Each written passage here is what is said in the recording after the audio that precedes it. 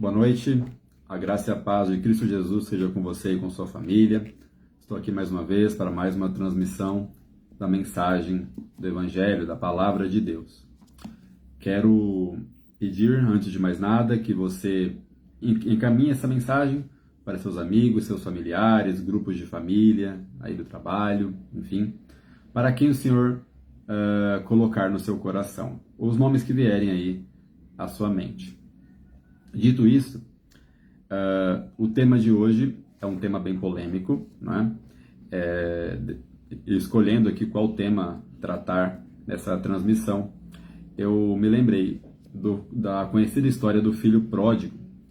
Só que hoje a gente vai abordar essa história por uma outra perspectiva, até num tom de provocação, porque talvez o filho perdido, né, seja o outro, né?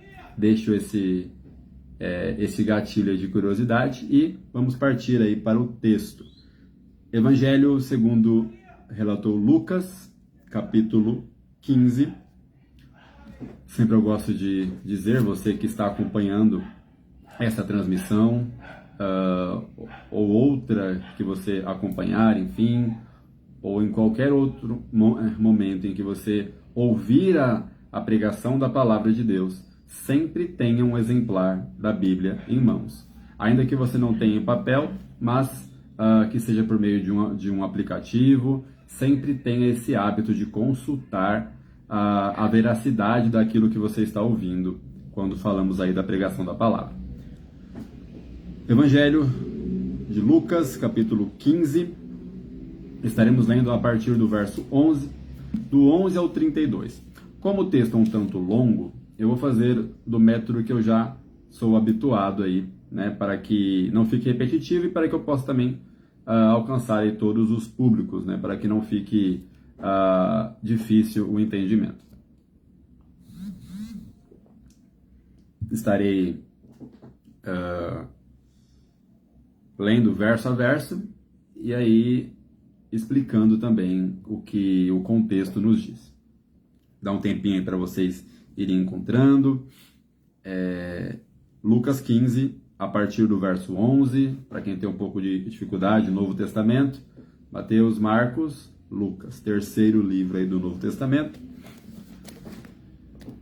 A partir do verso 11, capítulo 15 de Lucas. A parábola do filho perdido. Um homem tinha 2 filhos. O mais novo disse ao seu pai: Pai, quero a minha parte da herança. Assim ele repartiu sua propriedade entre eles. E aqui a gente faz a primeira pausa. Vamos contextualizar aqui. Jesus está falando com a multidão e ele começa a recitar essa história. Ele começa a contar essa parábola, essa história, em que os personagens são 3, inicialmente. Um pai, um filho mais velho e o filho mais novo. Dá a entender que este pai ele só tinha 2 filhos, o mais velho e o mais novo. E o filho mais novo, o filho que geralmente se entende pelo menos maduro, né? Vira para o pai e fala: ó, pai, eu quero a minha parte da herança. E aí a gente precisa entender o que significa uma herança. Geralmente, quando os pais falecem, é que a herança ela é dividida. Então repare, quando esse filho, na presença do pai, quando o seu pai ainda está vivo, ele quer já a herança antecipada, dá um sinal de desprezo por esse pai, né? Aqui ainda estamos tratando do filho mais novo, né? Essa parte da história talvez você conheça bem, mas lá para o final teremos algumas surpresas aí. Então esse filho mais novo, ele quer a parte da herança. E o pai não nega. É interessante que este pai, ele simboliza Deus, tá? Então, este pai, ele simboliza o Senhor, Deus, Criador do céu e da terra, e os filhos são tipos de pessoas e como esses tipos de pessoas se relacionam com Deus. E ele não questiona, não debate. Ele, tá, você quer a tua parte da herança? Ok, Só que eu não vou dar só a sua. Ele divide, ele é justo. Eu tenho 2 filhos, então metade de um, metade de outro. Já passa aí para o nome, 50% seu, 50% dele. Não vou ter trabalho depois. Você quer antecipar o processo? Então, está aí. E a história continua. Não muito tempo depois, este filho mais novo reuniu tudo o que tinha e foi para uma região distante e lá desperdiçou os seus bens, vivendo irresponsavelmente.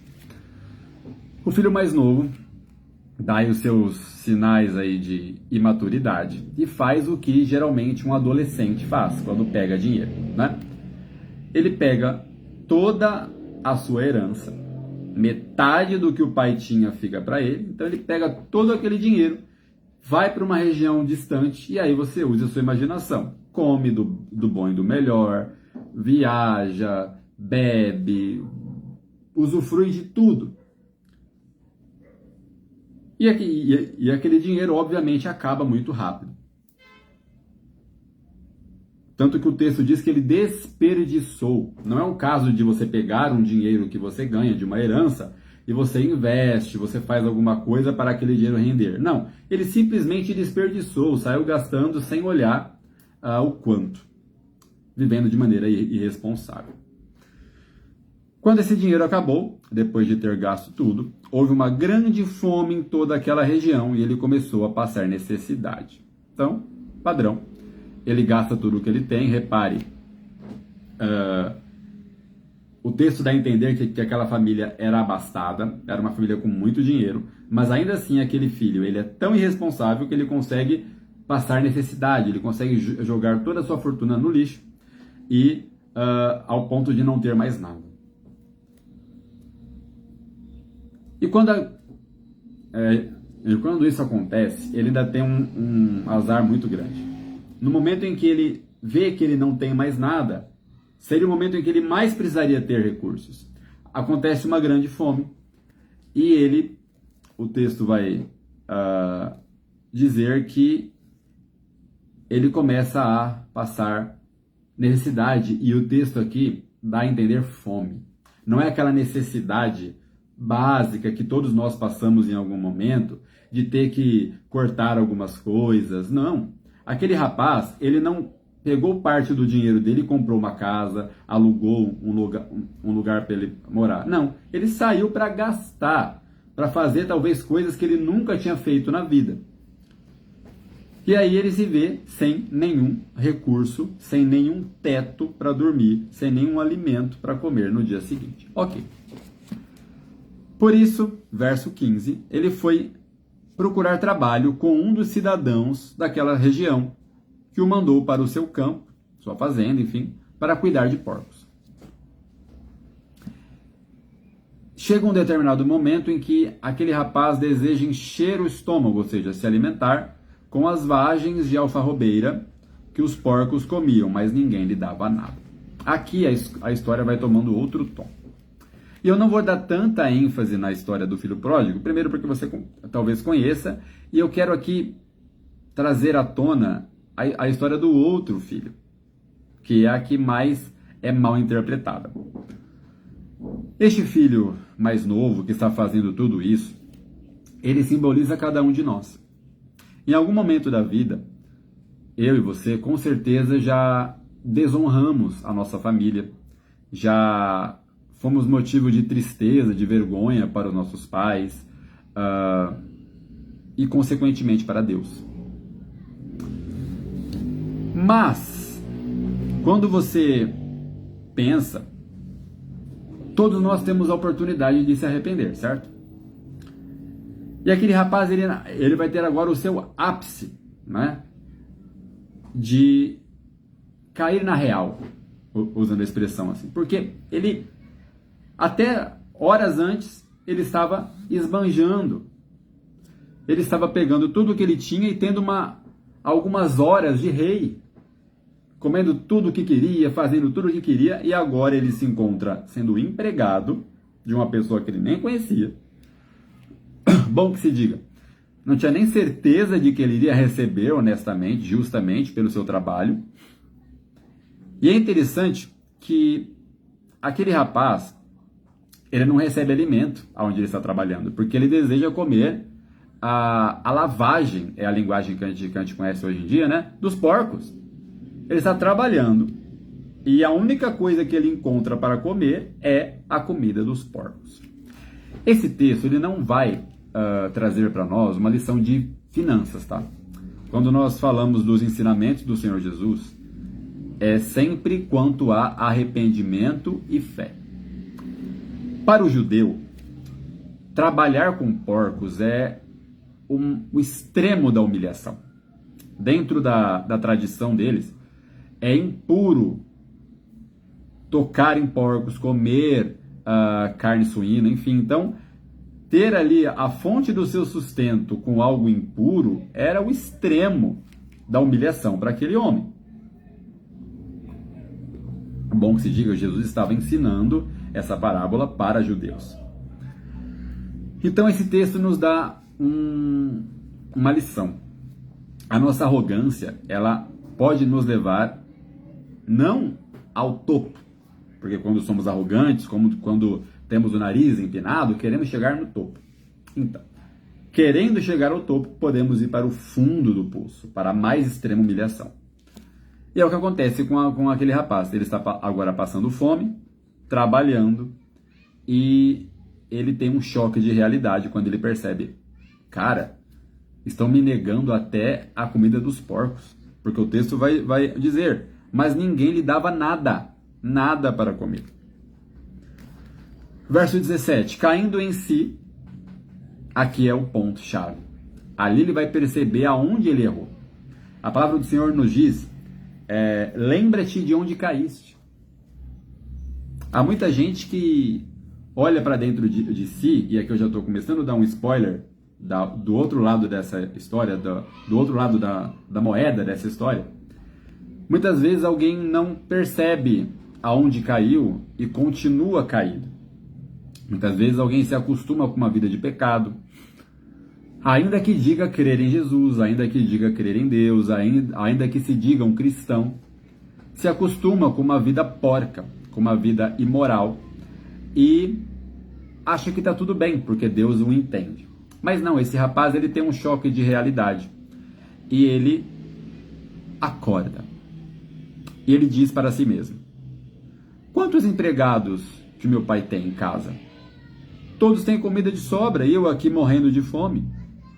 Voltarei para o meu pai e direi a ele: pai, pequei contra o céu e contra ti.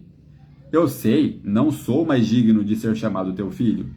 Apenas peço que me trate como um de seus empregados. A seguir levantou-se e foi para o seu pai.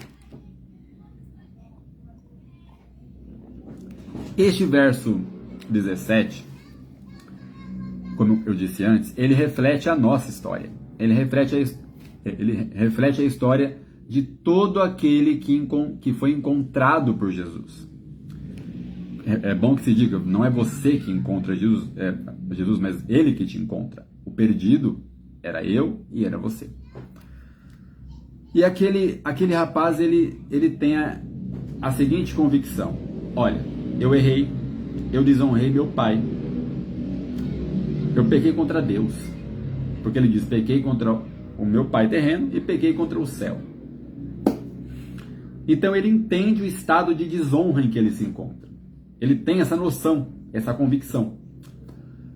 Só que ele não vai procurar o seu pai batendo no peito. Ele não vai procurar o seu pai dando carteirada. Olha, eu sou teu filho, você tem que me receber. Muito pelo contrário. Ele já entende tamanho grau de arrependimento que ele nem merecia mais ser chamado de filho. E ele já vai com o discurso pronto. Olha, vou chegar para o meu pai, ele não vai me receber como filho mesmo, porque para mim não tem mais jeito.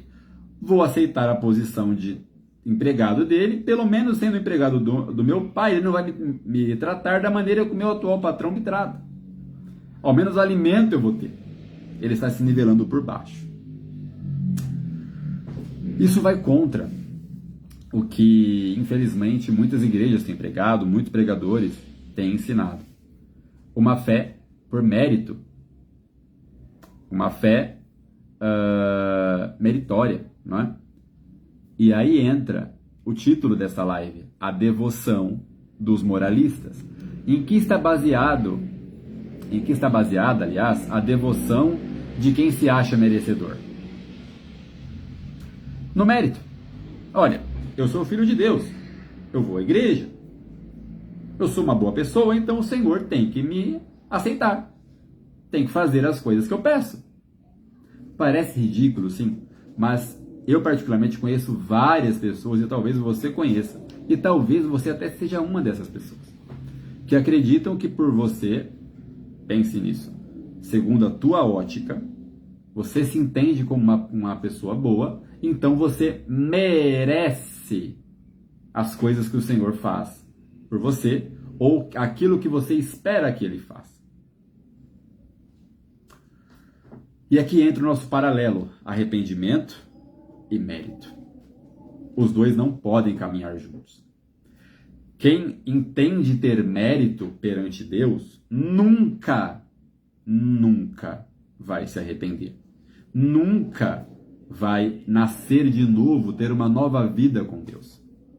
Se em algum momento da sua vida, ou se ainda hoje, você ainda pensa, não, eu mereço coisas do Senhor,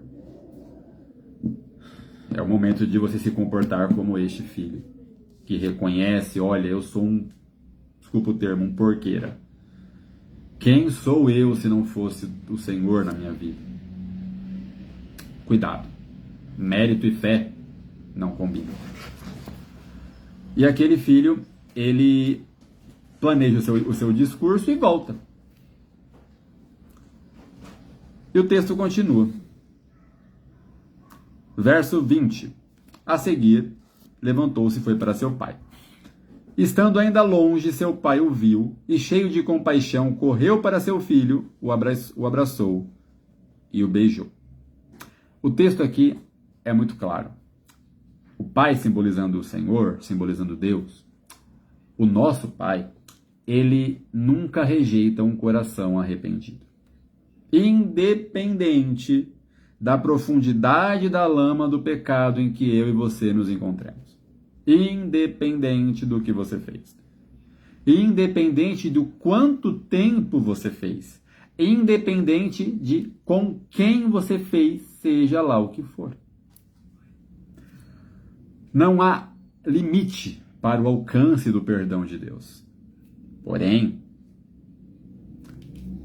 existe a posição do arrependido, que é de reconhecer que é pecador, reconhecer que precisa de um redentor. Repare que aquele pai não saiu das suas terras para ir atrás do filho. Mas aquele filho, ele vai ao encontro do seu pai a maior parte do caminho. Quando o pai o encontra, e o texto disse lá no começo que aquele filho tinha ido para um lugar muito longe, então para o pai o enxergar ali, e aqui o pai terreno, né? Ele já estava nas terras, ele já estava chegando. E aí sim esse pai sai, corre, o abraça, o recebe com todo o amor possível. E a história continua. O filho cumpre o que tinha planejado. Ele diz: Pai, pequei contra o céu e contra ti. Não sou digno de ser chamado teu filho. E agora o pai o interrompe. O pai responde. Aliás, o pai nem fala com ele, o pai já prepara o cenário. Ele chama um dos seus servos, aliás, ele chama alguns dos seus servos, verso 22, e diz: Depressa, tragam a melhor roupa e vistam nele. Coloquem um anel em seu dedo, calçados em seus pés. Tragam um novilho gordo e matem-no. Vamos fazer uma festa e nos alegrar. Pois este meu filho estava morto e voltou à vida. Estava perdido e foi achado. E começaram a festejar o seu retorno. A palavra nos diz que a festa no céu quando um pecador se arrepende. Essa festa aqui simboliza isso. Aquele pai movimenta os seus servos. Esses servos aqui hoje simbolizam a igreja. Aqueles servos, eles estão agora se alegrando junto com o seu Senhor pelo retorno daquele um único filho que havia se perdido, mas reconheceu a necessidade de voltar e agora é recebido de braços abertos pelo seu pai. Agora a história principal vai começar. Até aqui foi apenas uma introdução. Agora, se permita ser provocado um pouco, porque agora é o lado que a gente sempre julgou ser o lado correto da história. Mas talvez nós se encaixemos nessa segunda parte. Enquanto isso, verso 25, o filho mais velho estava onde? Estava no campo. Trabalhando, talvez, não é? O texto não diz. Quando se aproximou da casa, ouviu a música. Então chamou um dos servos e perguntou-lhe: o que está acontecendo? E o servo lhe respondeu: o seu irmão voltou, e o seu pai matou o novilho gordo, porque o recebeu de volta são e salvo. Verso 28. O filho mais velho encheu-se de ira e não quis entrar. Então seu pai saiu e insistiu com ele. Aqui se apresenta o filho mais velho, o certinho, o moralista. Quando ele vê o seu irmão, que errou tudo que tinha que errar, que pisou na bola o quanto pôde, mas que se arrependeu e agora volta, ele não tem compaixão. Ele se enche de ira. Por quê? Porque o seu ego é atingido. Ele se indigna, ele fala: cara, mas aquele lá voltou e estão fazendo festa para ele? E ele se recusa de entrar em casa, na sua própria casa.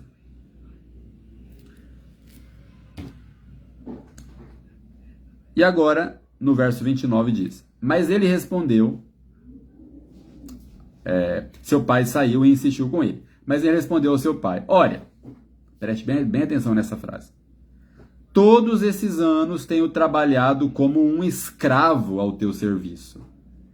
Eu nunca desobedeci às tuas ordens. Mas o Senhor nunca me deu nem um cabrito para eu festejar com os meus amigos. Mas quando volta para casa esse teu filho, que esbanjou seus bens com as prostitutas, matas o novilho gordo para ele. Essa frase cheira a mérito. Repare o tom petulante que aquele filho mais velho fala com seu pai. Eu trabalhei para o Senhor como um escravo. Eu trabalhei muito. Então aquele filho julga ter feito muito para o seu pai. E ele diz: olha, nem um cabrito o Senhor me deu. O que aquele filho está dizendo é: eu que andei na linha, e aqui é o peito estufado do moralista, né? Eu que nunca fiz nada de errado. Eu que sempre estive na sua casa. Eu que nunca te dei trabalho, Senhor. O mínimo o Senhor não fez por mim. Mas esse aí, esse pervertido, esse irresponsável, lista-se uma quantidade enorme de adjetivos ruins, né? Esse comilão, esse beberrão, esse gastador, esse filho ruim, esse meu irmão que não vale nada, volta e agora, para mim nada, mas para ele, o boi mais gordo,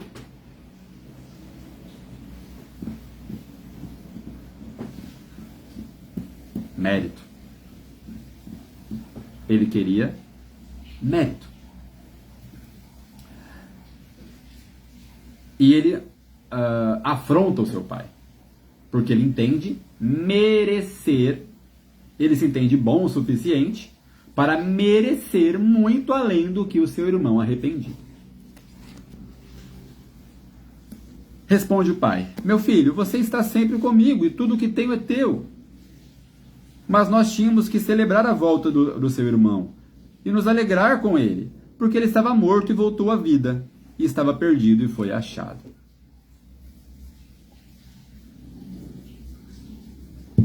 E a história encerra aqui. Mas nós temos uma reflexão muito séria a fazer. Este filho, que nós, quando lemos essa história, julgamos ser o bonzinho, ele não era tão bom assim.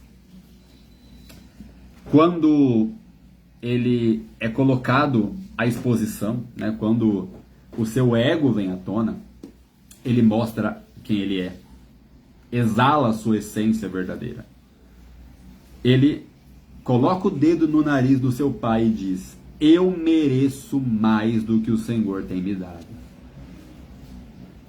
Talvez você esteja indignado, mas como que essa história está na Bíblia, né? Que absurdo, parece óbvio. Quem somos nós para colocar o dedo no nariz de Deus e dizer alguma coisa desse tipo? Então, mas quando nós nos revoltamos com Deus, porque a vida não está correndo da maneira que nós esperávamos, estamos agindo igual esse filho. Quando nós nos frustramos porque temos alguma doença e o meu vizinho, o meu colega de trabalho, meu parente foi curado mais rápido do que eu e eu fico indignado, eu estou agindo igual este rapaz. Não há motivo para indignação. Estou sendo semelhante a ele. Quero mérito. Quero dizer para Deus a ordem que ele deve fazer as coisas. Fé e mérito. Não dá certo. Mas quantos hoje não estão entendendo a sua relação com Deus desta forma? Eu sirvo ao meu Deus porque Ele vai me dar o que eu quero. Eu sirvo ao meu Deus porque eu creio e porque eu creio Ele tem que fazer. Que lógica macabra é essa? Ah, mas está escrito que tudo que pedirmos com fé o Senhor nos dará. Tudo que pedirmos em nome de Jesus, Ele nos dará. Cuidado. Em nome de Jesus não é um amuleto. Falar em nome de Jesus não é um argumento contra Deus. Falar em nome de Jesus não é uma garantia, como alguém que vai comprar alguma coisa e deixa o seu bem ali de penhor. Olha, eu tenho como pagar, tá? Então você tem que fazer, me entregar o que eu quero. Falar em nome de Jesus tem um sentido muito menos empolgante. E o sentido é: quando eu pedir alguma coisa que Jesus também pediria ao Pai. Quando eu pedir alguma coisa e antes de pedir eu pensar: será que Jesus pediria isso? Será que condiz com a postura de um cristão pedir isso? Será que o tom que eu estou pedindo está certo? Será que eu mereço alguma coisa? Será que há mérito em um miserável pecador como eu? Esta é a questão. Reparou como não ficou nem um pouco bonita a história desse filho agora? O filho pródigo, o que se arrepende, tá ok. Se arrependeu, voltou para a casa do pai e agora todos estão em festa. Mas e o filho da casa? E aquele que dedicou a sua vida a Deus ao ponto... Dedicou a vida ao seu pai, mas estamos aqui fazendo a aplicação, né? Um cristão que dedica a sua vida a Deus em prol de barganha. Em prol de, eu sou fiel a Deus, então ele também tem que ser fiel a mim em tudo que eu queira. Eu estou na igreja, então nenhum mal pode acontecer comigo. Eu sou fiel financeiramente, então não posso passar uma dificuldade financeira. Tentamos entender Deus por uma lógica de troca. Igual esse rapaz. Ele se indigna. Eu estou na casa. não faço nada de errado, e agora? Cadê a minha festa? Por que uma festa para quem se arrepende, se eu estou aqui tão certinho? Muitos estão frustrados com o Senhor hoje. Muitos que você talvez conheça não querem nem saber mais de Deus, porque em algum momento entenderam: eu queria alguma coisa e meu pai não fez. Eu precisava de algo e o Senhor não fez na hora que eu queria. E aí se frustra, e aí não quer mais entrar na casa, não quer mais voltar para a igreja, não quer mais saber de Deus. Por quê? Porque eu me julgava bom demais para não ser atendido pelo Criador dos céus e da terra. Eu me julgava bom demais para ouvir um não de Deus. O filho pródigo, no final das contas, não era o pior. Se você se identifica, após este sermão, com este filho moralista, se você percebeu que você está dedicando a tua vida a Deus, tendo uma devoção em troca de mérito, em troca de bens, em troca de bênçãos, cuidado. Porque a fala final deste pai, ele está apontando para o filho de fora. Aquele filho estava morto e agora vive. Aquele filho estava perdido e agora foi encontrado. Mas e o da casa? Porque ele estava na casa, ele estava vivo? Porque ele estava na casa, ele está no caminho? Não. Ele está perdido estando dentro de casa. Por quê? Porque o teu coração não está no Pai, mas naquilo que o Pai pode dar. E se não der, não serve mais para ser meu Pai. Cuidado. Pode ser que você tenha sim mérito perante o Estado, perante o teu patrão, perante tantas coisas deste plano. Mas perante o Senhor, se comporte como o filho pródigo. Quando eu peco, quando eu erro, eu estou desonrando o meu nome de filho. E eu devo me sujeitar a ele e pedir perdão. E quando eu acho que não peco, quando eu me sinto bom demais, quando eu olho para mim e olha como eu estou limpinho, olha como eu sou bonzinho, olha como eu faço tantas coisas boas, talvez,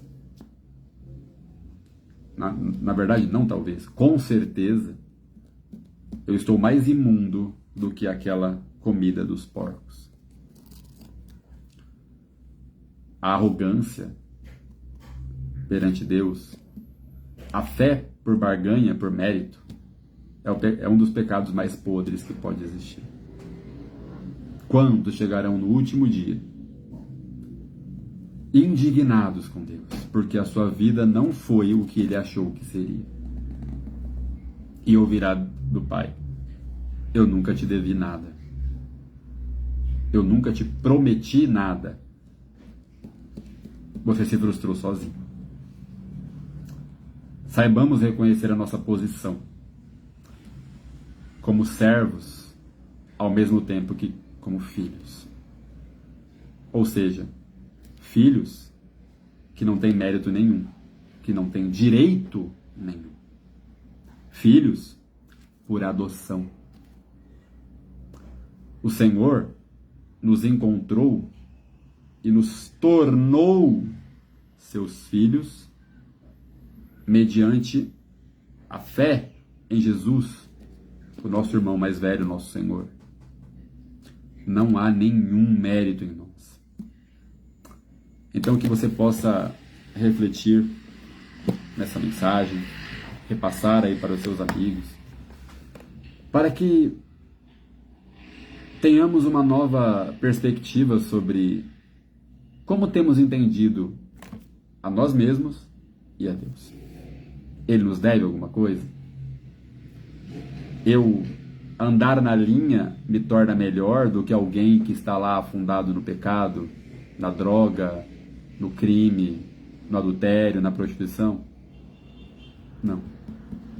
E eu encerro com uma fala do Senhor Jesus, batendo de frente com os religiosos moralistas de sua época.